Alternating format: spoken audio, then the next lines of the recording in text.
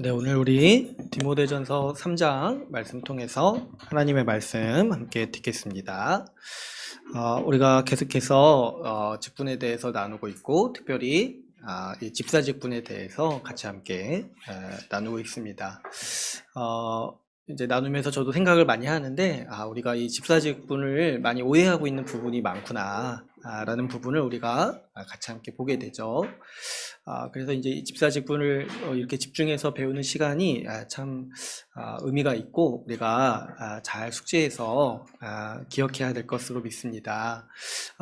우리가 이제 지난 시간에 이 집사 직분에 대해서 살펴봤는데, 좀 앞에 있는 내용도 복습을 해보자면, 이 집사 직분은 예수님의 섬김을 대행하는 직분이라고 했어요. 그래서 이제 교회 안에 뭐 장로 밑에 집사 이런 개념이 아니라고 했죠. 다 예수 그리스도의 이 통치를 대행하는 직분으로서 장로를 세우시고, 또 한편으로는 이 집사를 세우신 거라고 우리가 이해해야 된다라고 했어요. 그래서 이 집사를 통해서 우리가 예수님의 섬김의 자리에 부름을 받고, 집사를 통해서 이 예수 그리스도의 섬김을 교회가 누리는 그런 이제 이 은혜에 대해서 우리가 같이 함께 나누었습니다. 그래서 이 집사 직분을 생각해 볼 때 예수님이 자신을 우리에게 집사라고 말씀하셨다고 했잖아요. 그렇기 때문에 이 집사는 예수님의 그 섬김, 예수님의 사역을 대리하는 아주 영광스러운 직분이라는 것에 대해서 우리가 기억해야 된다라고 같이 얘기를 했습니다.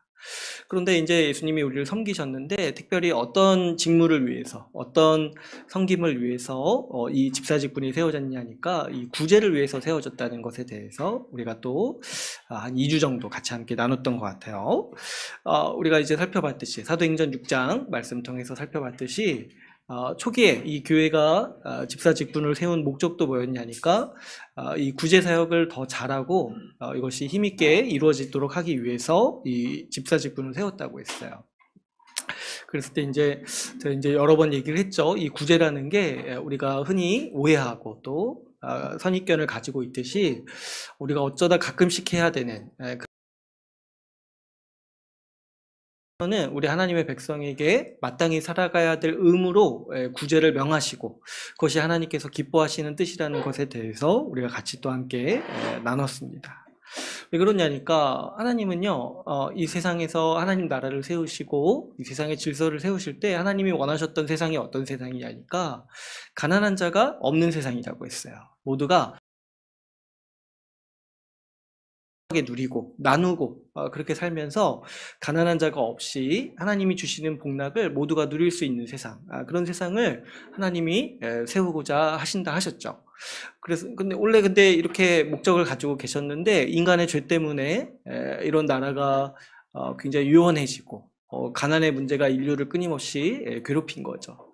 그런데 하나님께서 그 예수 그리스도의 그 보혈로 세우시는 그분의 나라, 이 교회를 통해서는 이 가난한 자가 없는 세상을 세우기를 원하셨던 거예요. 그래서 성령을 통해서 하나님의 뜻을 아주 분명히 계시하시고, 성령 받은 신자들이 그 하나님의 이 밝히 나타난 뜻을 기뻐하면서 자기의 것을 팔아 다른 사람을 돕는 일에 사용했던 거죠. 그래서 이제 우리 교회에게 있어서 구제라는 것, 교회를 돌보고 또 교회를 세워나감에 있어서 항상 우리 붙잡아야 될 중요한 가치라는 거예요. 그래서 이제 우리가 구제를 생각할 때 교회는 구제하는 곳이다, 이 생각을 해야 된다고 했어요. 그래서 이 교회의 두 기둥과 같은 사역이 말씀 사역과 구제 사역, 이 두 개가 있는 거죠. 그래서 이 구제를 위해서 집사 직분이 필요한데, 왜 그러냐니까, 사실 이제 이 구제를 하려고 할 때 우리 자원들이 많이 필요해요. 어떤 한 사람의 문제라는 거는 굉장히 복합적인 문제잖아요. 재정적인 문제도 있고 뭐 정서적인 문제도 있고, 그런데 여러 가지 도움이 필요하단 말이에요. 그래서 여러 가지 자원이 동원돼야 되는데, 이런 일들을 잘 조직하고 또 관리하고 또 지도할 수 있는 이 지도자가 필요한 거죠. 그래서 이를 위해서 이제 초기부터 교회도 집사 직분을 세워서 이 구제 사역이 잘 이루어질 수 있도록 세운 거예요. 그래서 이제 이 말씀 사역을 잘하기 위해서 장로 직분이 있고, 또 집사 사역을 잘하기 위해서 집사 직분이 이 구제사역을 잘하기 위해서 집사직분이 있는데, 그렇다고 해서 또 이거를 장로만 한다, 집사만 한다 이렇게 생각하면 안 된다고 했죠. 말씀사역도 우리 모두가 다 하는 것이고 구제사역도 우리 모두가 다 하는 거예요. 근데 이것을 잘할 수 있도록 교회를 책임지고 또 지도하는 역할을 맡은 것이 이 직분의 의미라는 것을 우리가 그동안 같이 함께 나눴습니다. 그랬을 때 우리가 이제 그동안 이제 집사가 무슨 일을 하고 어떤 이제 가치를 가지고 있고 어떤 이제 사역을 하는지에 대해서 얘기를 했는데, 그렇다면 이제 오늘부터는 어떤 사람을 이제 집사로 세워야 되는지에 대해서 이 집사의 자격에 대해서 본격적으로 같이 함께 이제 나누고자 합니다. 그랬을 때, 사실 이 집사의 자격, 그러니까 어떤 사람이 집사가 돼야 되는가에 대해서도 사실 많은 오해들이 있어요.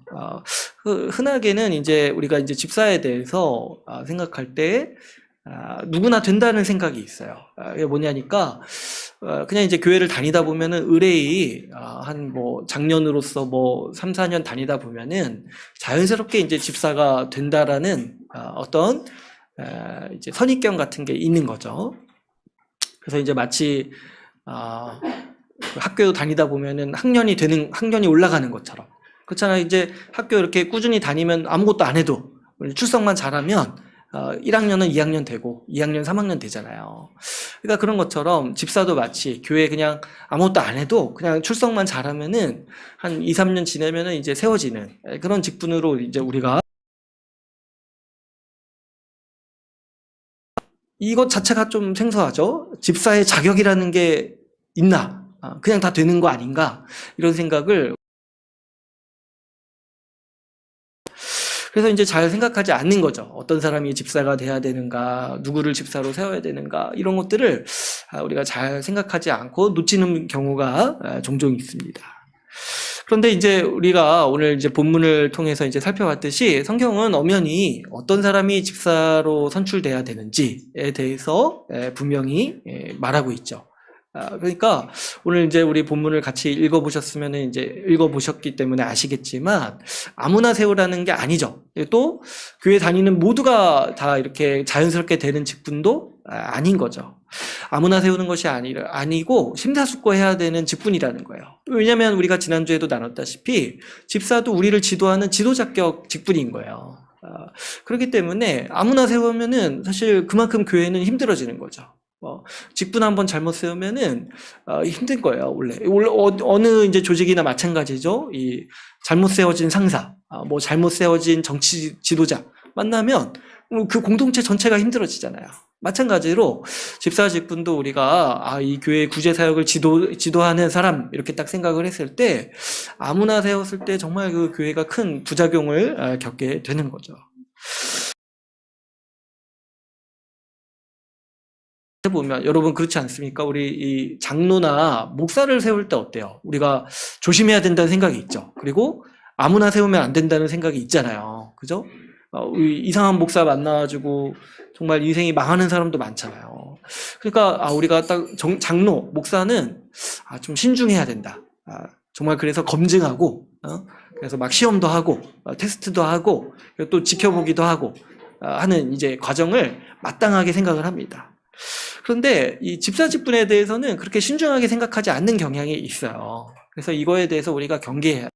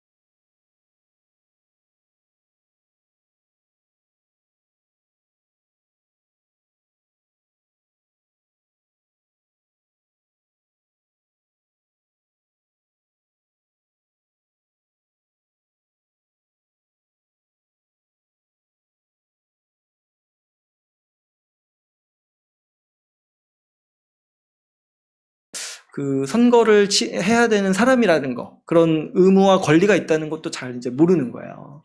그래서 이제 참여도 잘 안 하고 모르는 사람이니까 이런 이제 악순환이 교회 안에 이렇게 있는 거를 보게 되죠. 그랬을 때 이것이 우리 지금 한국교회에서 직분이 많이 좀 어지럽혀져 있구나, 많이 혼동되어 있구나, 이런 생각을 많이 하게 됩니다. 그랬을 때 여러분, 우리가 지난주에 살펴본 그 사도행전 6장 말씀에서도 집사 직분을 세울 때 아무나 세우지 않고 어떻게 하라고 했습니까? 그 성령과 지혜가 충만한 사람을 너희 가운데 세우자. 우리 가운데 세우자. 그래서 이제 칭찬받는 사람 7명을 택하라. 이렇게 이제 사도가 권유하는 것을 보게 됩니다. 그러니까 이제 집사 직분을 얘기할 때, 그 직무를 잘해야 되는 어떤 자질도 있겠지만은 그것보다도 뭐가 있어요? 이 성령이 충만한 사람, 믿음이 충만해서 칭찬받는 사람. 그래서 여러 사람들에게, 이 신자들에게 본이 되는 사람을 이제 뽑자는 거예요. 그래서 이 아무나 뽑는 게 아니죠. 거기다가 한번 좀 생각해 봐야 될 게, 나중에 한번 더 다루겠지만, 사도들이 우리가 몇 명을 뽑겠다 이렇게 얘기하지 않고 이 교회한테 선출해달라 이렇게 얘기한 거는 교회사적으로 굉장히 큰 의미가 있어요. 그죠? 그 당시에 생각을 해보면, 여러분 이제 그 당시 이제 사도들이 있는데 우리가 7명 뽑겠다 했을 때 뭐 누가 뭐라고 하겠습니까? 사도들한테 그런 권한이 있는데. 그리고 이제 게다가 그 당시 우리 지도자를 뽑는다 했을 때 선거하는 게 굉장히 자연스럽지만은 그때는 이제 그런 시대도 아니었어요. 그런데 이 사도가 정말 하나님이 주시는 그 지혜를 받아서 그 교회를 이렇게 세우려고 할 때 직분을 앞으로, 그랬을 때 이건 정말 하나님이 교회를 운영하시는 주권적인 역사라고 할 수가 있어요. 그 시대를 초월해서 일하신 거라고 우리가 볼 수가 있어요. 그러니까 우리가 이 교회를 향해서 직분자를 교회 성도들이 뽑도록 하신 그 의미를 우리가 잘 헤아려야 돼요. 그 하나님께서 우리에게 주시는 엄청난 복인 거예요, 이게. 그래서 이제 우리한테 어떤 의무가 있냐면은, 우리가 잘 선출해야 될 의무가 있는 거예요. 우리 성도들 모두가, 우리 회원 모두가, 교회 회원이 이 직분자를 선출할 권리가 있고, 자격이 있고, 의무가 있다는 거예요. 이거 하나님께서 우리 교회에게 주신 선물인데 이거를 잘 사용해야겠죠. 그러려면 어떻게 해야 됩니까? 우리가 어떤 사람이 집사가 되어야 되는지에 대해서 잘 이 말씀의 이 뜻을 숙지하고 그것을 잘 헤아릴 필요가 있겠죠. 그러니까 앞으로 우리가 이 집사의 자격에 대해서 배울 때 이것을 우리가 잘 숙지하고 정말 이 하나님께서 우리에게 주신 이 복, 집사를 선출하도록 하신 거, 교회의 직분자를 우리 투표로 선출하도록 하신 그 하나님의 이 선물을 우리가 잘 사용할 필요가 있겠습니다.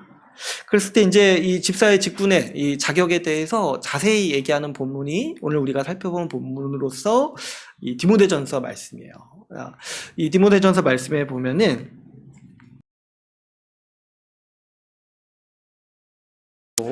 그 뒤에서 이제 집사 직분에 대해서 이제 얘기하는 것을 볼 수가 있습니다. 그래서 이제 앞에 1절부터 7절까지는 이 장로 직분의 자질에 대해서 얘기를 하고 있어요. 어떤 사람을 장로로 뽑아야 되는가, 어떤 사람을 목사로 선출해야 되는가. 그런데 그 다음부터 이제 집사 직분에 대해서 얘기를 하는데, 집사 직분이 이제 8절부터 보시면은 이렇게 시작을 해요. 이와 같이 이렇게 시작을 해요. 이와 같이.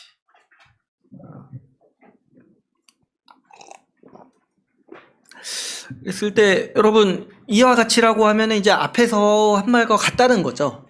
그랬을 때 앞에는 뭐가 나온다고 했어요? 그 이 장로 직분의 자질에 대해서, 이 자격에 대해서 나온다고 했어요. 그러니까 이제 이와 같이라고 했을 때 뭐냐니까, 자질을 가진 사람을 뽑아야 된다는 거예요. 같은 자질을 가진 사람. 그래서 이제 우리가 오늘 읽지는 않았지만은 여러분 나중에 한번 읽어보시면 앞에 장로 직분의 자격과 뒤에 이 집사 거의 비슷해요. 거의 비슷한데 단지 이제 그 맡은 어떤 그 직무의 특성 때문에 장로 직분에는 잘 가르쳐야 된다, 이거 하나가 이제 추가가 돼 있어요. 근데 이제 앞뒤 읽어보면은 거의 비슷한 얘기들을 하고 있어요. 그러니까 지금 말씀은 어떤 얘기를 하고 있어요? 집사 직분의 자격, 집사가 되어야 되는 자질이 어떤 자질이냐니까 장로 직분의 자질과 똑같다는 거예요. 유사하다는 거예요.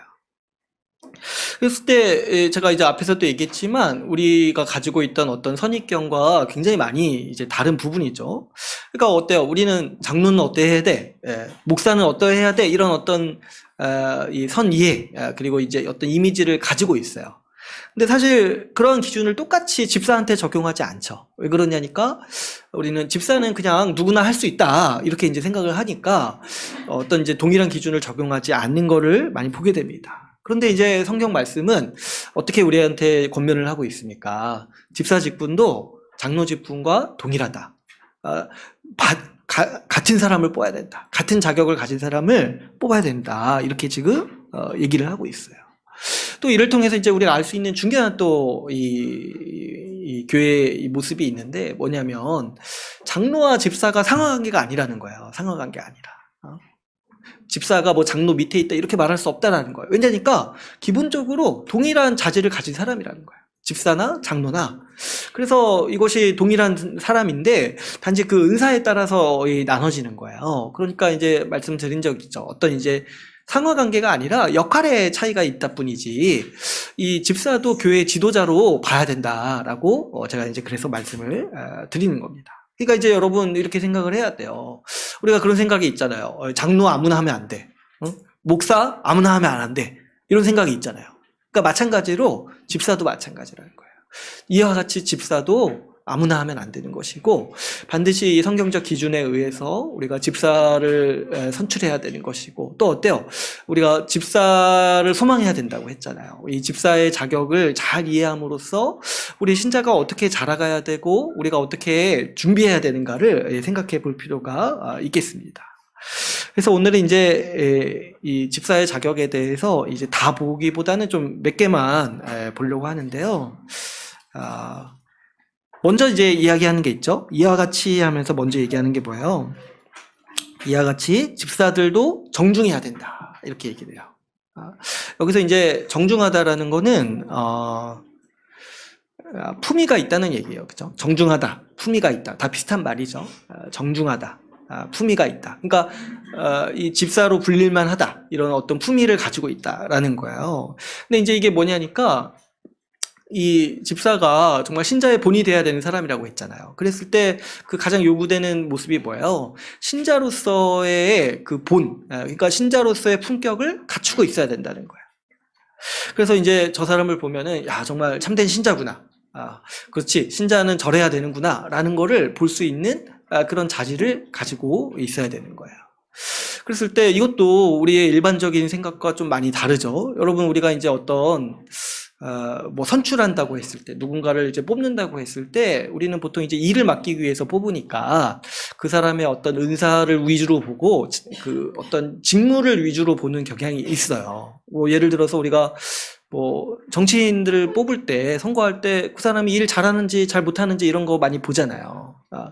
근데 이제 우리 만약에 이제 우리 교회도 그런 성격이라면은 뭐 이렇게 집사 직분의 직무가 돈 관리하고 또 이렇게 재정을 관리하는 거니까 이렇게 좀 돈이 많은 사람이라거나 아니면 이제 좀 뭐 이렇게 그런 쪽으로 뭐 자격증이 있다거나 이런 것들을 이제 생각할 수 있는데 그거를 먼저 얘기하지 하는 게 아니라 성경은 어떻게 얘기를 해요? 신자인가? 정말 참된 신자인가? 그리고 신자의 본이 되는 사람인가? 이거를 가장 먼저 봐야 된다는 거예요. 그러니까 이 성경에 나오는 모든 직분, 이 장로 직분도 마찬가지고 집사 직분도 그 사람이 일을 잘하는가 이걸 먼저 보지 않아요. 뭐냐니까 참된 신자인가, 신자의 본이 되는가 이것을 먼저 생각하는 것이 이 성경적으로 집사를 세우는 하나님의 기준이라는 거죠. 그랬을 때 이게 이제 중요하죠. 참된 신자로서 정말 이 믿음의 지식을 가지고 있어야 되고 또 이 말씀을 잘 알아야 돼요. 왜 그러냐니까 이것이 결국 직무랑도 연결이 되는 게 결국 그 하는 일이 하나님 나라의 가치를 실현하는 일이잖아요. 그러니까 여기에 대한 믿음이 굳건히 있어야 돼요. 하나님 나라가 임했고 그것을 우리가 교회에서 누린다라는 그 분명한 지식과 확신과 믿음이 있는 사람이 그 직무를 또 수행할 수 있는 거잖아요. 그렇기 때문에 이 성경에서 이 직분을 볼 때 먼저 그 어떤 능력이나 이런 것보다는 그 사람의 정말 참된 신자됨, 그 성품, 그 품위를 본다는 거예요. 그래서 이 집사 직분을 말할 때도 신자의 품격을 잘 갖춘 사람, 그래서 이제 얘기를 하고 있습니다. 그러면 이제 우리가 또 질문을 가질 수가 있어요. 뭐냐니까 신자로서 품격을 갖춘 게 뭐냐는 거예요. 어떤 사람을 딱 봤을 때, 야, 저 사람은 정말 신자답다. 또 어떤 사람을 봤을 때, 저 사람은 확실히 신자가 아니구나. 이렇게 판단하려고 했을 때 가장 먼저 이렇게 우리가 눈에 들어오는 것들이 뭐가 있냐는 거예요. 했을 때 오늘 이제 본문 말씀에서 가르치는 몇 가지 덕목들이 있는데 이제 오늘은 하나만 볼 거예요. 시간이 많이 갔기 때문에 하나 보고 다음 주도 있으니까요. 오늘 하나만 볼 건데 이게 하나가 되게 중요해요. 이 하나가. 그래서 이제 그 하나만 보는 그 이제 이유도 있어요. 제가 뭐 이렇게 오늘 뭐 시간이야 뭐 좀 더 할 수도 있잖아요. 그죠? 근데 이제 이게 중요하기 때문에 이거 오늘 하나만 하는 거예요. 바로 첫 번째로 뭘 얘기합니까? 신자로서 품격이 있어야 된다 딱 얘기한 다음에 첫 번째로 딱 얘기하는 게 뭐예요? 일구이연하지 않는다 이렇게 얘기를 해요. 일구이연하지 않는다.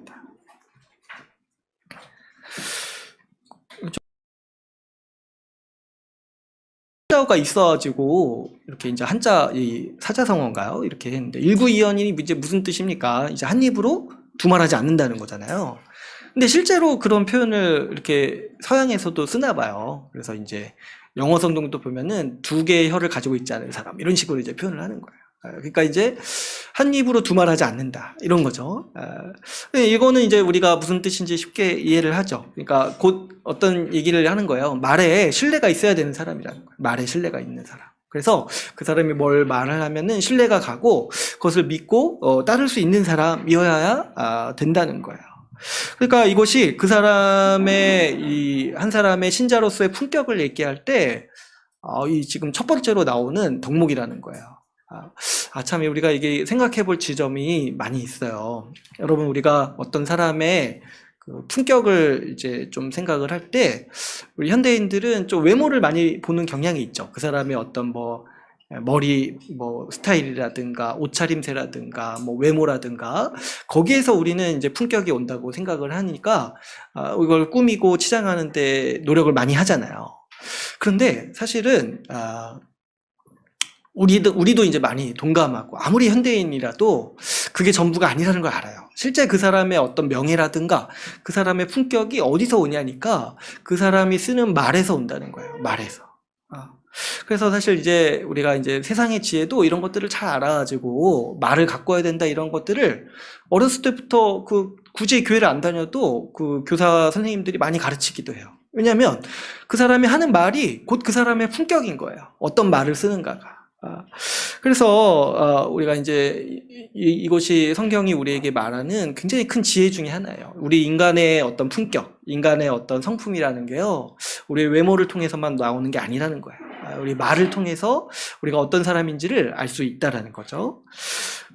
여러분 더군다나 이 성경은요, 우리의 생활이나 우리의 어떤 삶에 대해서 지도할 때요, 우리 생각 이상으로 우리의 언어 생활, 우리의 말에 대해서 많이 권면합니다. 제가 이제 여러 번 나눴던 것 같아요. 우리 교회 생활을 할 때도 얘기를 했고,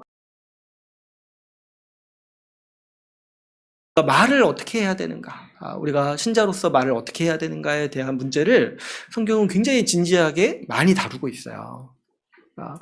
그래서 여러분 우리가 이 신자의 모습에 대해서 생각을 해볼 때 이런 생각을 하셔야 돼요. 우리가 믿음이 생기고 신자가 되면은 뭐가 변하느냐니까 우리의 말이 변한다.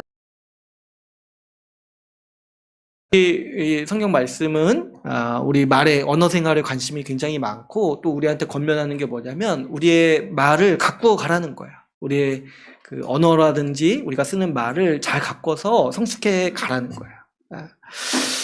왜 그럴까 생각을 해보면 여러분 우리가 쓰는 이 언어, 이 말은요 굉장히 소중합니다. 왜 그러냐니까 이것은 하나님의 영광을 담는 통로예요. 여러분 한번 생각해 보세요. 하나님은 자신을 계시하실 때 어떤 그림이나 어떤 형상으로 우리한테 하나님이 어떤 분이라는 것을 가르쳐 주지 않으셨어요. 그림을 보여주신다거나 어떤 형상을 이것이 하나님이다 이렇게 말씀하시지 않으셨어요. 하나님은 자신을 어떻게 계시하시고 자신이 어떤 분이라고 나타내시냐니까 말을 통해서 나타냈어요. 말을 통해서. 말씀을 통해서. 그래서 우리가 하나님을 알아가는 그 통로가 뭐냐니까 결국에 말을 통해서 알아가는 거예요. 언어를 통해서, 말씀을 통해서. 그래서 우리가 쓰는 이 말은요, 하나님의 형상을 계시하는 수단이고 통로예요. 그래서 하나님은 우리의 말이나 단어나 우리의 이 언어가 오염되지 않기를 원하시고 이것이 신자로서의 품격을 갖추기를 원하시는 거죠. 우리의 언어가 왜곡되면은 여러분 하나님의 형상도 왜곡되기가 쉬운 거예요. 여러분 한번 생각해 보세요. 복음을 전하는데 막 누가 이렇게 막 욕설을 섞어가면서 전하면 그게 말이 되겠습니까? 에? 막 복음인데 너 왜 안 믿어 이렇게 하면서 하는 그러면 어떻게 그게 하나님의 그 성품이 나타나고 하나님을 볼 수 있는 통로가 되겠어요. 여러분 우리는요. 정말 품격 있는 말을 써야 돼요. 신자다운 말을 써야 돼요. 제가 생각할 때, 저는 사탄한테도 그렇게 막 욕하면 안 된다고 생각해요. 이 신자의 품격이 있기 때문에. 성경에도 사탄한테 욕하지 않아요. 그냥 저리 가라 이 한마디 이런 몇 마디 있어요. 저리 가라. 우리 가니까 어디 가니까 어디 뭐 대적기도 할 때 정말 사탄한테 막 심한 말 많이 하더라고요. 저는 그런데 그러면 안 된다고 생각해요. 그 품격이 있죠. 사탄한테도 욕하면 안 된다. 이걸 명심하세요, 여러분. 네, 어쨌든 우리 말에 품격이 있어요. 또 왜 그래야 되냐니까 또 한편으로 뭐가 있냐면 여러분 우리가 하나님을 닮는 측면이 또 있어요. 하나님을 닮는 측면.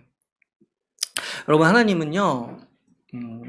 말씀으로 자신을 계시하시고 말씀으로 그분의 뜻을 나타내시죠.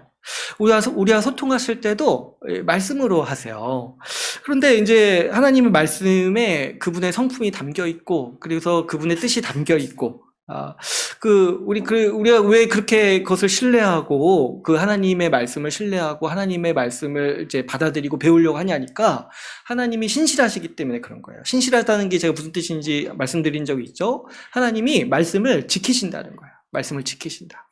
하나님이 못하시는 게 뭐냐면 거짓말 하시거나 말한 것을 안 지키는 걸 못하세요. 하나님은. 그 하나님의 분명한 한계, 거짓말을 못하세요. 거짓말을 못하시고 말씀하신 걸 반드시 지키시는 분이세요. 그렇죠, 여러분. 만약에 하나님이 말씀하신 거를 하나님이 거짓말을 하실 수 있다. 하나님이 말씀하신 거 안 지킨다. 그리고 1%의 그런 가능성만 있어도 우리의 삶은 굉장히 큰 혼란에 휩싸일 거예요. 그렇죠? 우리가 그 하나님의 말씀이 신실하다. 하나님이 진실을 말씀하신다. 하나님이 우리에게 거짓을 말하지 않는다. 이런 확신이 있기 때문에 우리는 말씀을 통해서 하나님과 교제하는 거예요. 그러니까 하나님의 성품이 진실하게 말씀하시는 분이라는 거예요. 진실하게 말씀하시는 분. 그럴 때 하나님을 닮아가는 우리도 하나님의 그러한 성품을 담는데 그게 어디에 나타난다는 거예요? 우리의 말에 나타난다는 거예요. 우리가 말을 진실되게 하는 성품을 갖게 되는 게 뭐냐니까 이 하나님의 마음, 하나님을 닮아가는 이 모습이라는 거예요.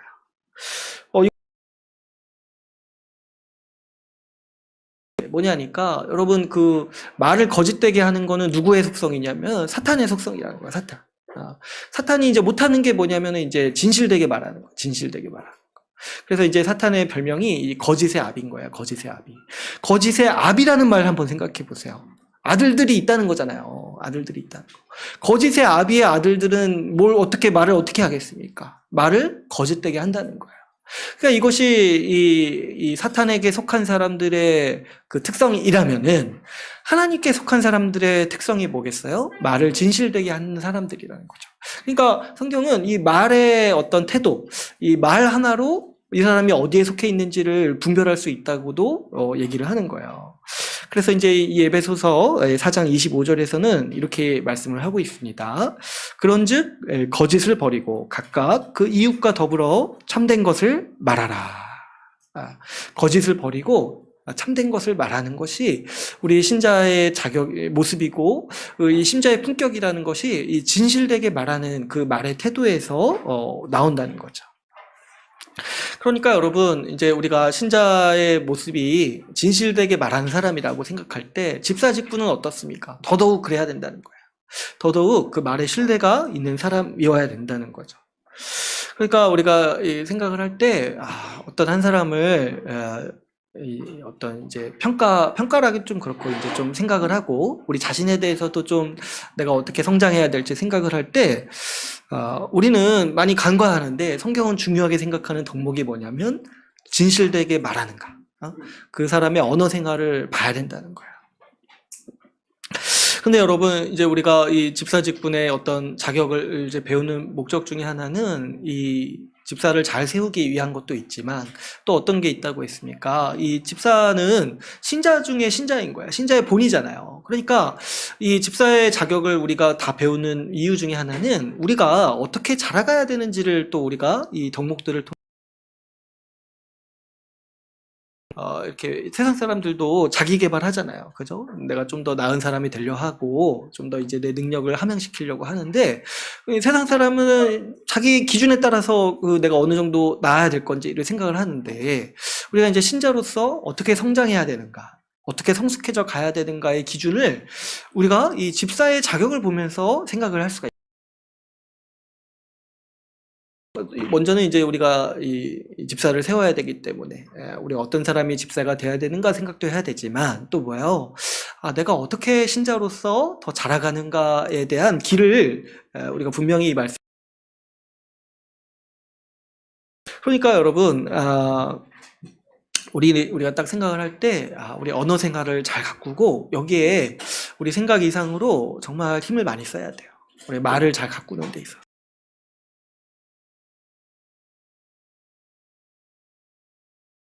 우리가 하나님을 닮은 성품이 나타나는 또 우리의 또 DNA이기도 한 거예요. 그랬을 때 우리가 우리의 말을 통해서 우리 하나님의 영광을 드러낼 수 있도록 힘써야겠죠. 이 일을 잘할수록 우리 하나님이 더 영광 받으시는 거예요. 우리가 말을 잘할수록 우리가 말을 하나님을 닮은 말씀으로 진실되게 말할수록 하나님이 영광 받으시는 거예요. 그랬을 때 우리가 이제 고민할 수 있는 거는 그럼 어떻게 하면은 이 말을 우리가 잘할 수 있을까? 잘한다기보다는 오늘 말씀처럼 일구이연하지 않고 진실하게 말하는 사람이 될 수 있을까 생각을 해봐야 되는데 여기에는 이제 제가 나름대로 생각을 해봤을 때 이 습관의 측면도 있고 또 인격의 측면이 있어요. 이 둘 다를 생각을 해야 돼요. 우리 언어라는 게 습관도 있고 우리 인격도 있어요. 그래서 이 두 가지를 동시에 생각을 해야 되는데 먼저는 이제 여러분 사실 많이 동감하시겠지만 우리 언어라는 거는 습관이에요. 습관. 그래서 길을 잘 들이는 게 사실은 제일 중요합니다. 길을 잘 들이는 거. 그래서 이렇게 말을 이렇게 함부로 새로운 말 이런 거 함부로 이렇게 막 이렇게 안 하는 게 좋은 것 같아요. 제 생각할 때. 어떤 단어라든가 어떤 이렇게 말들을 이렇게 받아들일 때 내가 막 사용하잖아요. 근데 뭐 세상에는 뭐 유행어도 있고 뭐 신조어 이런 것도 있고 막 그래서 요즘에 들어보면 무슨 말인지도 모르는 말들이 있어요. 막 줄임말이라든가 뭐 이렇게 참 기상천외하게 재밌게 말을 만들어서 막 그런 말들을 막 쓰잖아요. 그런데 이제 우리는 기본적으로 이 말의 품격을 생각을 해야 되기 때문에 좀 이제 좀 신중하게 단어를 받아들일 필요가 있겠어요. 그래서 제가 이제 좀 약간 안 좋게 생각하는 거는 뭐냐면 막 인터넷에서도 말을 쓰잖아요. 근데 어떤 사람들은 네트워크 세계랑 현실 세계를 분간을 못 해가지고 그 네트워크 세계에서 쓰던 말을 현실 세계에 가져와가지고 무분별하게 쓰는 분들도 있어요. 특별히 좀 어린 친구들 같은 경우에 그럼 참 보기가 안 좋죠. 이 어법이 다르니까 현실에서는 아무튼 이제 그런 게 있는데 그래서 우리 아이들을 가르칠 때도 부모로서 이제 많이 좀 신경 써야 되는 게 뭐냐면 아이들이 말을 어떻게 하는지를 신경을 많이 써야 돼요. 이제 안 좋은 말에 대해서 얘기를 했을 때 분명히 이제 좀 경계할 수 있어야 되고. 왜냐면 아이들은 그거를 습득해 가는 시간이 있고, 배우는 시간이 있잖아요. 그러니까 그 아이들을 가르칠 때도 이걸 잘 할 필요가 있어요. 왜 그러냐면, 여러분 우리나라 청소년들이 세계에서 거의 욕을 가장 많이 하는 측면에 속한대요. 욕이 없으면 대화가 안 된대요. 청소년들이 하는 말을 들어보면. 그러니까 이제 상당히 안 좋은 문화가 있죠. 그랬을 때 이게 습관이기 때문에 한번 담기 시작하고 한번 거기에 또 재미가 들리면 나중에 이제 바꾸기가 어렵죠. 그러니까 우리도 그렇고 또 우리 자라나는 아이들을 생각해서도 아예 이제 길을 잘 들여주는 게 중요하다. 나한테도 그렇고. 그래서 이 습관이기 때문에 한번 길들인 거를 이제 바꾸는 게 좀 어렵다는 생각을 해야 돼요. 그래서 아예 처음에 나의 말을 길들일 때 어떤 식의 말들은 좀 아예 입에 담지 않는 것들이 굉장히 중요합니다. 근데 바꾸기가 어려운데 또 습관을 한번 여러분 생각을 해보면 바꾸기 어렵지만 그렇다고 해서 막 불가능한 건 아니에요. 그죠? 그러니까 우리의 언어 생활이라는 거는요, 이렇게 생각을 해야 돼요. 바꿀 수 있어요. 어떤 분들은 너무 이게 두려워하시더라고요. 그러니까 자기가 이제 과거에 정말 험하게 살다가 예수 믿고 목사까지 됐어요. 근데 이제 뭐가 끝까지 남아있냐니까 말 습관이 남아있대요. 저도 이제 들은 건데 자기가 어렸을 때부터 막 욕해오고 이런 게 습관이 돼 있어가지고 순간순간 나오는 거예요. 언제? 운동할 때 나온다. 운동할 때. 근데 저도 이제 깜짝깜짝 놀랐다고 해서 같이 운동하다가 뭐 이렇게 근데 뭐 어쩔 수 없다는 거예요. 그래서 막 그분들이 제일 두려워하는 것 중에 하나가 그거래요.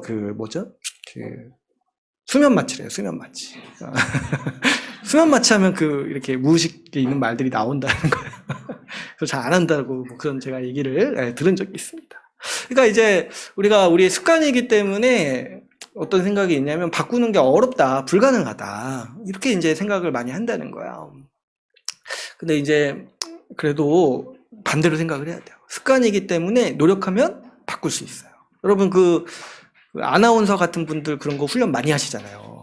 그래서 말투나 이런 거 다 바꾸잖아요. 그러니까 마찬가지로 습관이기 때문에 오히려 우리는 바꿀 수가 있어요. 마음만 먹고 더 노력을 하면은 충분히 바꿀 수 있다는 걸 생각을 해야 돼요. 그랬을 때 어떻게 그러면 우리가 말을 좀 이렇게 바꿔야 되는가 했을 때 오늘 말씀에서 얘기할 때 진실되기. 그래서 한 입으로 두말하지 않으라는 건데 이거는 이제 거짓말을 의미할 수 있고 또 어떤 거예요? 거짓말이 아니더라도 말에 이 신뢰를 못 주는 사람일 수가 있어요. 말에 신뢰를 못 주는 사람.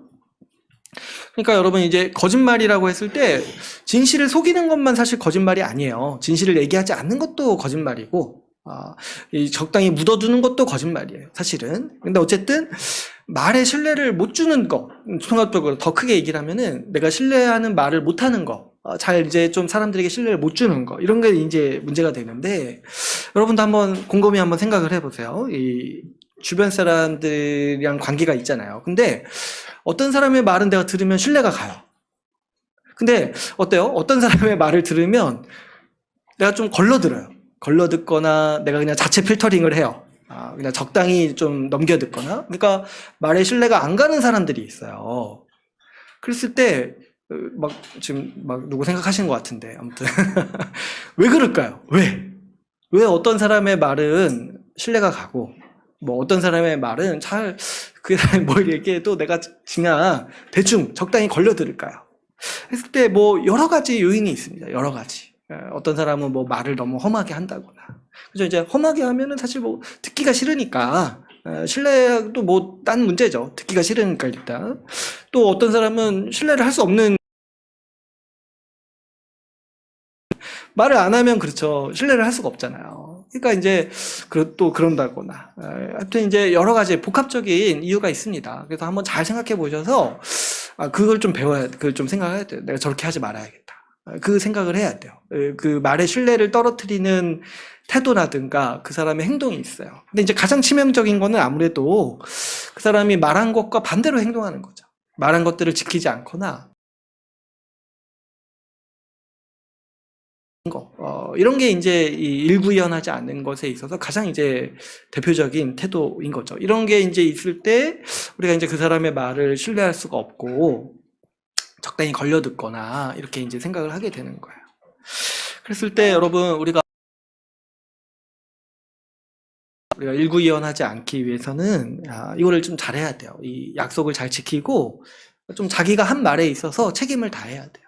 자기가 한번 한 말이 있으면 그 말에 무게가 있다는 걸 알고 그 말에 책임을 져야 돼요. 이게 이제 우리 명예와도 직결된 일이고, 제가 이제 이런 얘기를 그 십계명 다룰 때도 했어요. 이 거짓 증언하지 말라 이거 할 때도 했고, 이 우리 사람의 명예라는 거는 우리가 하는 말에, 내가 한 말의 무게, 내가 한번 뱉은 말에 내 이름이 달려 있는 거예요. 내 이름이. 그것을 중요하게 우리가 생각을 해야 되고, 그게 우리 하나님께서 우리에게 주신 자산이에요. 우리 한 사람의 명예라는 거, 그 신용이라는 거. 이거는 우리 사람이기 때문에 하나님께서 우리에게 주신 아주 고귀한 이 자산인데, 이걸 귀중하게 생각하고 이거를 잘 지키고 가꾸어 가야 될 책임이 우리 각자에게 있는 거예요. 근데 이제 안타깝게도 우리 사회는요, 사실 여기에 대해서 거의 무지합니다. 무지해요. 어느 정도로 무지하냐면 말이 아무것도 아니라고 생각을 해요. 말이 아무것도 아니라고 생각해요. 그래서 이제 어떻게 하냐면 거짓말도 너무 쉽게 하고, 그 말을 안 지키는 것에 대해서 그렇게 큰 어려움이 없어요. 그냥 한번 뭐 그럴 수도 있지 하고 넘어가는 경우가 부지기수로 많습니다. 특별히 이제 사회의 지도자들이 거짓말하는 거는 정말 심각한 문제인데, 우리 한국 사회는 굉장히 관용을 베풀어요. 그 거짓말하는 거에 대해서 그렇게 질타한다거나 그렇게 하지 않아요. 그래서 이제 우리 선거 때마다 뭐 봅니까? 사람들이 막 공약 막 얘기하잖아요. 근데 어때요? 대부분 안 지킨다고 하죠. 심지어 어떤 정치인은 공약 다 지키면 한국 망한다는 거예요.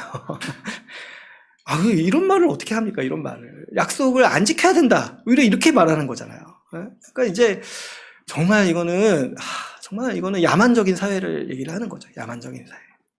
그러니까 이런 게 왜 제가 정말 우려가 되냐면, 이런 생각들, 이런 어떤 지도자들의 말들은요, 자꾸 우리 가운데 어떤 생각을 주냐면, 말은 아무것도 아니라는 거예요. 말은 그냥 할 수도 있고 안 할 수도 있고 아무것도 아니라는 어떤 정말 잘못된 인상을 우리 가운데 심어줍니다. 그래서 이런 생각이 이제 우리 기독교한테 굉장히 안 좋죠. 말이 아무것도 아니면 나중에 어디까지 발전되는지 아세요? 말씀도 아무것도 아닌 거예요. 말씀도. 우리는 말을 굉장히 소중히 여기고 말에 신뢰하는 것을 굉장히 중요하게 여기는 가치를 갖고 살아가는 사람들인데, 우리 사회가 점점 더 괜찮고, 뭐 이런 거 언제든지 바뀔 수 있다. 이렇게 이제 얘기하는 그런 사회 분위기가 이게 돼가는 게 너무 안타깝습니다. 여러분, 이런 태도는요, 하나님으로부터 온 게 아니라는 걸 우리가 분별해야 돼요. 이거는 이 사단의 이 태도인 거예요, 사단의. 상상할 수 있어요? 하나님 이렇게 말씀해놨는데, 나중에 가서 보니까 그거는 그때 한 말이고 이렇게 지금은 안 지켜도 된다 이렇게 말씀하시는 하나님을 우리가 상상이나 할 수 있겠어요? 하나님은 그분이 하신 말을 다 이렇게 기록을 해놓으셨잖아요. 그리고 그걸 지키겠다고 말씀하시잖아요. 우리가 과거에 한 말을 지키지 않겠다 이렇게 하는 것이 얼마나 정말 하나님과 멀리 있는 태도인지를 할 수 있는 한 최대한 정말 우리가 한 말에 대해서 지키고, 자기가 한 말과 그 서약을 지키기 위해서 힘써야 돼요. 그래서 이제 내가 잠깐 있다가도 좀 실수할 수 있잖아요. 잠깐 있고 또 좀 실수로 이렇게 좀 어기더라도 누가 딱 얘기하는 거예요. 너 과거에 이렇게 말했지 않냐? 했을 때 딱 그때 정신 차리고, 그렇지. 내가 그렇게 했구나. 그래서 그 말을 지키기 위해서 힘쓰는 거. 내가 한 서약을 지키기 위해서 힘쓰는 게 우리 이 신자의 고귀한 이 품격의 모습이라는 거예요. 그래서 우리 이 부분을 위해서 정말 우리가 이제 노력해야 되는 것이고, 이것이 결국에 우리의 자산이고 우리의 명예라는 거를 잘 생각을 해야 돼요. 하나님이 주신 고귀한 가치라는 거죠.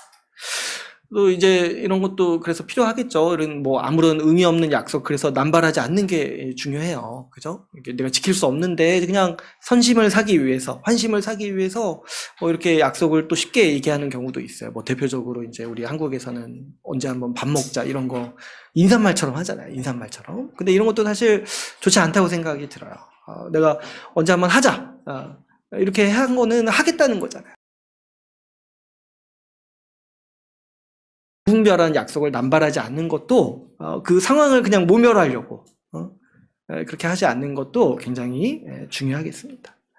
또 우리가 이렇게 진실하게 말하는 거에 있어서, 또 이 일구이연하지 않는 태도에 있어서 또 중요한 건 뭐냐면 뒷말을 하지 않는 거예요. 뒷말을 하지 않는 거. 사실 이제 성경에서는 이제 진실하게 말하지 않는 것에 대해서 가장 많이 지적하는 태도가 뭐냐면, 뭐 거짓말은 당연하잖아요. 근데 이제 그것과 더불어서 가장 많이 얘기하는 거는 뒤에서 얘기하는 거예요. 뒤에서 얘기하는 거.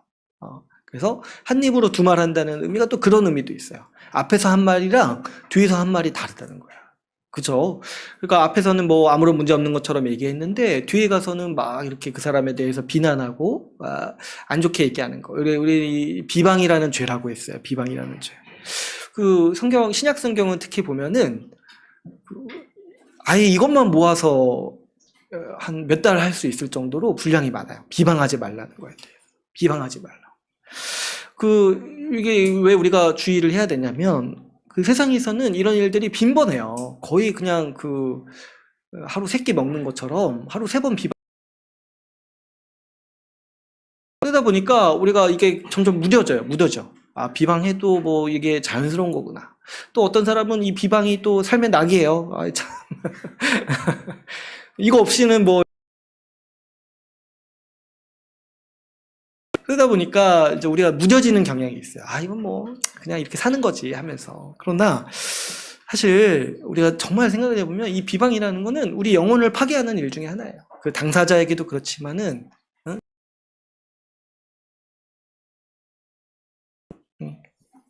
우리가 이 비방 당하는 거 한번 생각해 보시면, 우리가 세상에 환멸을 느낄 정도로 정말 치명적으로 상처를 받고 정말 아픈 일을 겪는 게 신체에 위협을 가는 것보다 더 큰 아픔을 주는 게 이 비방인 거예요. 비방. 그래서 우리는 여기에 관여하지 않고 이런 것들을 하지 않도록 조심해야겠죠. 이 비방은 제가 한번 말씀드린 적이 있어요. 불 지르는 것과 똑같다고 해서. 불 지르는 거. 다 태울 때까지 이 비방은 불을 이렇게 지핍니다. 그래서 여기에 관여하지 않고 이렇게 하지 않는 것이 좋다는 거예요. 하나님이 언제 우리 앞에서는 사랑한다 해놓고 뒤에 가서는 뭐 저놈을 누가 사랑하냐 이렇게 하냐는 거예요. 그렇게 하는 거는 다 하나님으로부터 온 게 아니라는 거예요. 우리가 그런 정직한 태도, 이 앞에서 한 말과 뒤에서 한 말이 다른 사람이 아니어야 돼요. 그래서 앞에서 할 수 없으면은 뒤에서도 하지 말아야 돼요. 앞에서 할 수 없으면. 물론 그렇다고 해가지고 앞에 가서 또 무분별하게 말하면 안 되지만, 어쨌든 이 비방이라는 건 또 그 비방인의 언어를 사람들을, 그죠? 이 사람의 말이 여기서 바뀌고 저기서 바뀌는 그럴 수 있겠습니까? 그래서 이 비방도 대표적으로 우리가 하지 말아야 되는 일인 거죠. 그래서 이제 이 진실되게 말하기 위해서 이 신의를 잘 지키고 또 비방을 하지 말아야 되는데, 어떤 사람은 또 이제 이런 말들을 이제 계속 들으면 이렇게 생각을 해요. 그 말을 잘 가꾸고 말을 조심해야 된다 이런 얘기를 하면은 이렇게 되겠다. 자기가 실수할까봐. 가 있잖아요. 이 언어 습관이 자기가 고치기가 힘들고 또 이렇게 말하면 내가 또 실수를 하게 되니까 앞으로 이제 말을 하지 말아야겠다. 이렇게 생각하는 분도 있다는 거예요. 왜 그러냐면 우리 성경 말씀이 명하는 건 뭐예요? 말을 진실되게 하라는 거잖아요. 하라는 거잖아요. 말을 사용하고 말을 하라는 거잖아요.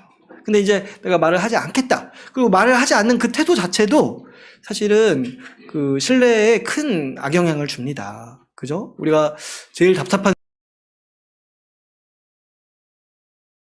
도대체 무슨 생각을 가지고 있는지 말을 하지 않고 있다가 나중에 좀 뭐 일이 생기면 갑자기 욱하고 이런 것들이 사실은 신뢰를 많이 깎아내리는 태도인 거죠. 그래서 진실되게 말한다고 했을 때는 진실하게 말하는 사람, 이런 사람이 되도록 우리가 힘써야 되는 거예요. 말을 하지 않는 게 아니라. 여러분 생각을 해보시면 결국 우리가 돕는 일이 말을 통해서 많이 하게 돼요. 말을 통해서. 제가 이제 구제에 대해서 나눌 때도 구제라는 게 이제 우리 재정과 관련되는 게 크기도 하지만 또 뭐예요? 우리 정서와도 관련이 있다고 했잖아요. 근데 우리가 다른 사람의 어떤 정서를 돕고 말을 통해서 돕고 말을 통해서 섬길 수가 있는 거잖아요. 그러니까 우리가 말을 내가 이제 안 해야겠다 이렇게 마음 먹는 거는 사실 굉장히 또 좋지 않은 태도인 거예요. 또 이게 진실하게 말한다라는 거는 자신의 마음을 잘 전달하는 태도예요. 자신의 마음을 잘 전달하는 태도. 어떤 사람은 딱히 그렇게 거짓말을 하지 않는데, 제가 아까도 얘기했던 것처럼 말을 들으면 그 사람의 마음을 좀 잘 말하지 않는다거나, 속 얘기를 잘 하지 않는다거나, 마음을 잘 표현하지 않는 분들도 있어요. 그럴 때 그 사람을 우리가 신뢰할 수가 없어요. 왜냐하면 어떤 마음인지를 모르니까. 그래서 이런 것들에 대해서도 우리가 이게 신자다운 태도가 아니라는 걸 아는 게 중요합니다. 성격상 자기가 자란 환경에서 그렇게 성장할 수는 있지만, 우리가 앞으로 어떻게 성장해야 되냐니까 말을 진실하게 하는 사람이 돼야 된다는 거예요. 특별히 그 어떤 이제 지도자라든가 말을 잘 안 하거나 좀 이렇게 말을 애매모호하게 하는 거예요. 자기의 의견과 생각을 뚜렷하게 밝히지 않는 거예요. 그럼 어떻게 되는 줄 아세요? 그 말을 따라야 되는 사람들, 뭐 부하 직원이라든가 뭐 밑에 있는 사람들이요, 그 사람의 의중을 헤아리려고 고민해요. 뭐 하나 시키는데, 뭐 하나 일을 해야 되는데, 상급자가, 지도자가 뭘 해야 된다고 명확히 얘기를 하지 않으니까 아래에 있는 사람들이 어떻게 합니까? 맨날 모여서 하는 일이 도대체 뭘 원하시는 걸까? 이거 고민하고 회의해요. 일하지 않고. 왜냐하면 잘못 일했다가 그 사람이 원하는 거 아니라는 게 나중에 드러나면 그 책임을 자기가 지니까, 이게 무서우니까 이거 가지고 맨날 회의하는 거예요. 제가 직장 생활할 때 제일 답답했던 것 중에 하나가 맨날 그런 거예요. 도대체 그 상급자가 원하는 게 뭔지를 모여서 직원들끼리 회의하는 거예요. 또 가서 물어보지도 못해요. 무서워가지고. 그러니까 이게 얼마나 사실 사람들을 어렵게 만드는 태도입니까? 말을 제대로 하지 않고 또 자기의 의중을 명확히 얘기하지 않는 거. 이거는 사실 진실하게 말하는 태도가 아닌 거죠. 여러분, 우리의 왕이신 하나님께서요, 이렇게 말씀하시지 않으셨어요. 하나님이 이렇게 말씀을 우리에게 주실 때 뭐 읽어도 무슨 뜻인지 모르게 이렇게 주시지 않으셨어요. 읽으면 알 수 있고 그것을 이해할 수 있도록 돕는 사람도 보내주셨어요. 하나님은 진실하게 말씀하신다 할 때 먹어도 있냐니까 그 말을 정확하게 이해할 수 있는 말로 우리에게 주셨다는 거예요. 정확하게 이해할 수 있는 말로. 그래서 우리가 하나님이 어떤 마음이시고 하나님이 어떤 뜻인지를 어떻게 아냐니까 읽으면 안다는 거예요. 읽으면 안다. 여러분, 우리의 왕이신 하나님께서도 이렇게 말씀하시는데 내가 뭐라고 다른 사람한테 뭔가 얘기할 때 뭐 이렇게 애매모호하게 얘기를 하고 부정확하게 얘기하고 이렇게 얘기를 하냐는 거예요. 그런 거는 이것도 신자의 자세가 아니라는 거를 우리가 생각할 수 있어요. 근데 이제 어떤 분들은 그럴 수 있어요. 어떤 분들은 이제 성격상 자기 마음을 좀 표현하는 게 좀 어색하기도 하고 어려워하기도 해요. 그 생각이 명확하지 않거나 또 자기 주관이 없는 분들도 있어요. 굳이 이렇게 깊이 고민해보지 않고 자기 마음을 말로 표현하는 게 어색한 분들도 있어요. 근데 이제 이런 분들을 잘 갖고 나가야 됩니다. 이 교회는 사실 이런 걸 훈련하기 굉장히 좋은 장소죠. 우리가 소그룹 모임하고 서로 나눌 때 자기 생각을 나누는 거잖아요. 자기 마음을 나누는 거잖아요. 그러니까 이걸 좀 익숙하지 못하더라도 매주 이렇게 하다 보면은 이게 편해져요. 내가 내 마음이 어떤지, 내 생각이 어떤지 이렇게 말하는 게 이런 교회에서는 아주 잘 훈련될 수가 있는 거죠. 그래서 그런 자리에 있어서 어려워하지 말고 여기에서 이제 잘 훈련받는 게 아주 유익이 크다는 거를 생각해야 됩니다. 또 어떤 분들은 이런 경우도 있어요. 우리 많은 분들이 이제 우리 시대에 이런 생각을 갖고 있는데 말이 아무것도 아니라고 생각을 해가지고 좀 이런 태도를 경시해요. 그러니까 뭐냐면 내가 내 마음을 말로 잘 표현해야겠다. 그래서 말의 성의를 갖는 것에 있어서 경시하는 태도가 우리 현대인들에게 많이 있는 걸 보게 됩니다. 근데 근본적으로 어떤 생각이 있냐면 말이 아무것도 아니라는 생각이 있어요. 말이 아무것도 아닌 생각. 그러니까 이런 거죠. 내가 아무렇게나 말해도 사실 내 진심은 그게 아니니까 괜찮다는 고 여기는 태도인 거예요. 괜찮을 거야. 내가 뭐 내 진심은 그게 아니니까 내가 말 뭐 아무렇게나 한다 해도 뭐 괜찮을 거야. 이런 식의 생각을 하는 거죠. 그런 경향이 있어요. 저도 이제 돌아보면은 제가 젊었을 때 이런 실수를 많이 했던 것 같아요. 이 말을 이렇게 잘 꾸미고 공손하게 하는 거를요, 남들에게 좀 보이기 위해서 좀 허례허식을 한다고 제가 과거에 생각을 그렇게 했던 것 같아요. 그래가지고 그냥 말을 아무렇게나 하는 거예요. 왜 그러냐면 내 진심은 그게 아니니까 내 진심을 알아줄 거야. 이런 생각이 있었던 거죠. 그런데 여러분, 이게 굉장히 사실은 잘못된 생각이라는 거예요. 왜 그러냐니까. 우리의 마음은요, 다른 사람이 알 수 없어요. 다른 사람이 우리 마음을 알 수 없고, 우리 생각을 알 수 없습니다. 보이지가 않잖아요, 눈에. 내 마음을 어떻게 압니까? 내 생각을 다른 사람이 어떻게 아냐니까, 결국에 그 사람의 말과 행동을 통해서 아는 거예요. 그 사람의 말과 행동을 통해서. 근데 내가 이렇게 말과 행동은 아주 반대로 해놓고 나중에 가가지고 너 왜 그러냐니까 내 마음은 그런 게 아니었어요. 이렇게 말하는 거는 사실은 아직 정말 어린 거예요. 어린 거. 여러분 우리 기억하세요. 반드시 기억하세요. 자기가 말을 제대로 하지 않고 행동을 제대로 하지 않아도 자기 마음을 알아주기를 원하는 권리를 가진 존재가 이 세상에 딱 한 존재가 있어요. 누구겠습니까? 애들이에요. 애들. 애들만 그럴 권리가 있어요. 왜냐니까 말을 아직 잘 못하니까. 그래가지고 부모가 맨날 의중을 헤아리기 위해서 고민하고 기도하고 회의하고 그러지 않습니까? 도대체 왜 그럴까? 도대체 뭘 원하는가? 그렇게 하잖아요. 근데 내가 성인이 되었는데도 타인이 나에 대해서 그렇게 하기를 원한다는 거는 이거는 잘못된 태도일 거예요. 다른 사람이 내가 어떤 생각을 갖고 있고 어떤 마음인지를 알리기 위한 책임은요, 나한테 있어요. 하나님은 그렇게 하라고 우리에게 말을 주시고 그 말을 잘 할 수 있도록 지혜도 주시는 거예요.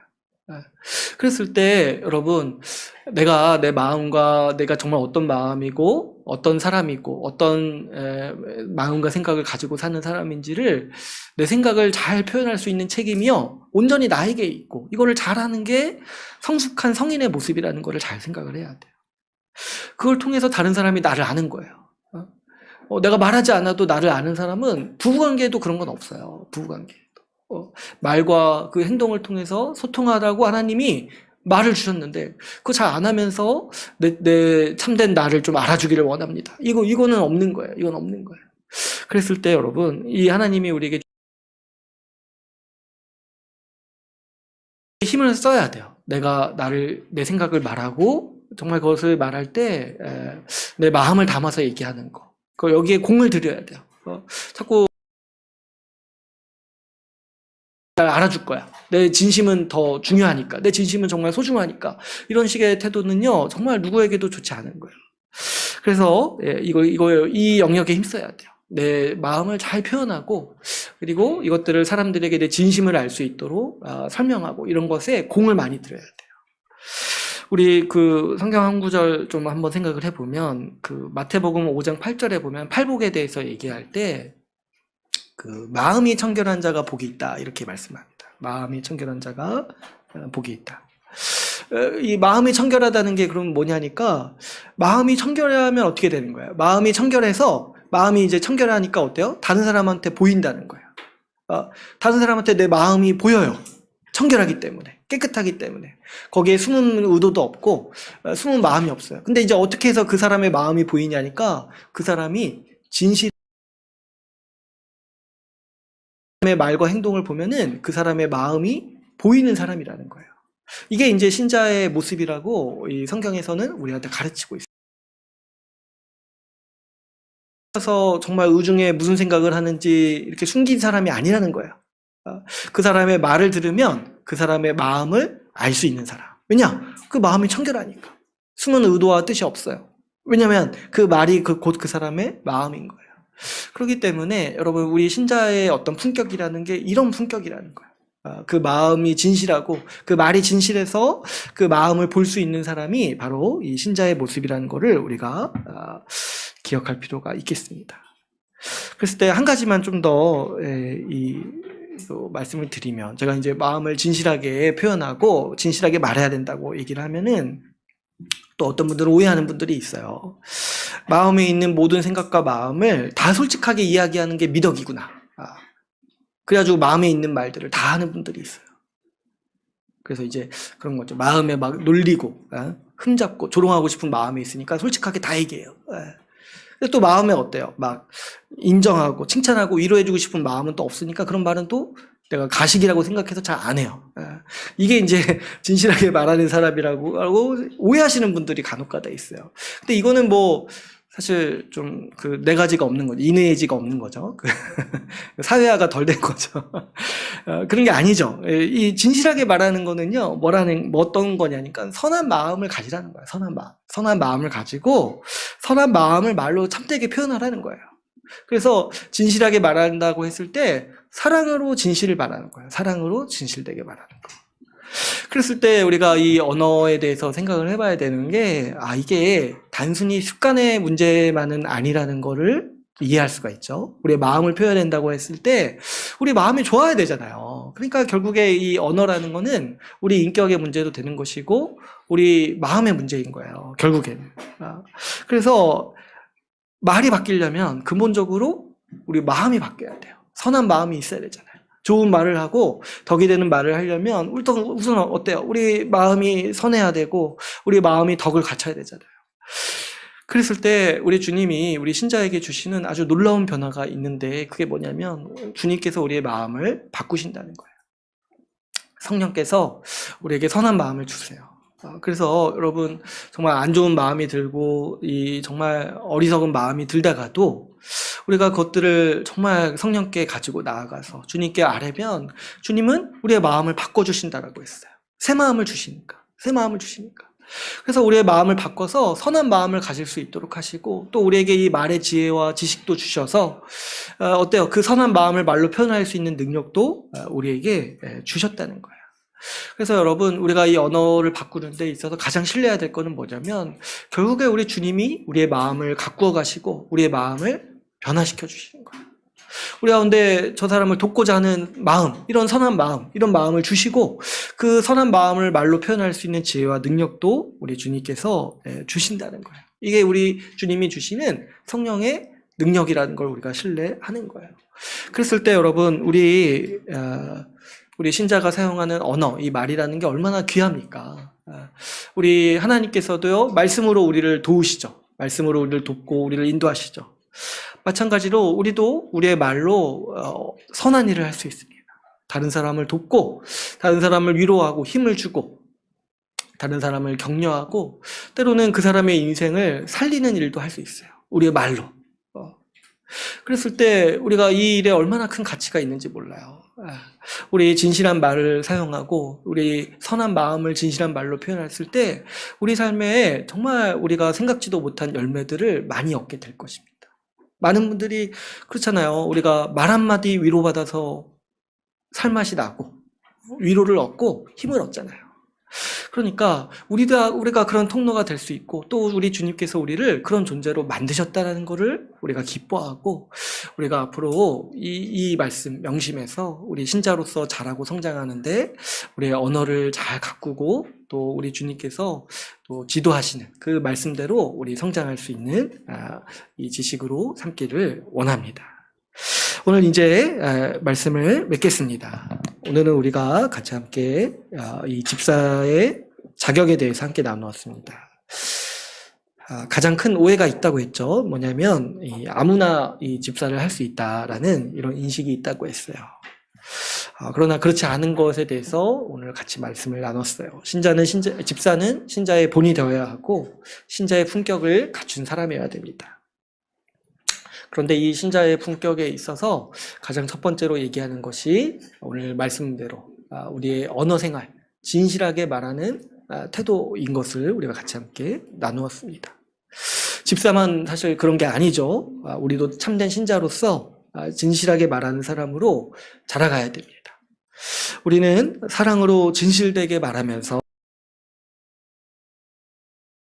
주님께서 우리에게 진실하게 말할 수 있는 마음과 말을 주셨다는 것을 우리가 믿고 진실하게 말하기를 힘씁시다. 이를 통해서 우리가 성숙한 신자가 되고 또 성숙한 교회 공동체를 세워가기를 간절히 소망합니다. 오늘 말씀을 마치고 같이